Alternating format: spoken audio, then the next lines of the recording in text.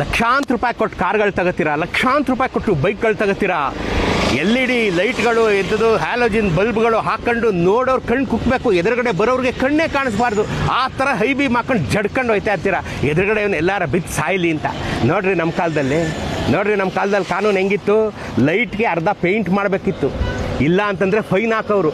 ಅದಕ್ಕೆ ಆಗ ಎಲ್ಲೇ ನೀವು ಗಾಡಿ ತಗೊಂಡ್ರು ಆ ಶೋರೂಮ್ ಅವರೇ ಸ್ಟಿಕ್ಕರ್ ಹಾಕಿ ಕೊಟ್ಬಿಡೋರು, ಕಾರ್ಗೆ ಆಗಲಿ ಬೈಕ್ಗೆ ಆಗಲಿ ಲೂನಾಗೆ ಆಗಲಿ. ನೋಡ್ರಿ ಇಲ್ಲಿ ಡಿಪ್ ಆ್ಯಂಡ್ ಡಿಮ್ ಮಾಡೋದು ಗೊತ್ತಾ, ಜೀವನದಲ್ಲಿ ಡಿಪ್ ಆ್ಯಂಡ್ ಡಿಮ್ ಮಾಡೋದು ಕಲ್ತಿದ್ದೀರೇನ್ರಿ? ಸಿಂಗಲ್ ರೋಡಲ್ಲಿ ಬರಬೇಕಾದ್ರೆ ಒಂದು ವಾಹನ ಪಾಸ್ ಆಗೋಕ್ಕೆ ಅನುಕೂಲ ಆಗಲಿ ಅಂತ ಲೈಟನ್ನು ಡಿಮ್ ಮಾಡಬೇಕು, ಆಮೇಲೆ ಡಿಪ್ ಆ್ಯಂಡ್ ಡಿಮ್ ಮಾಡ್ಕೊಂಡು ಹೋಗಬೇಕು.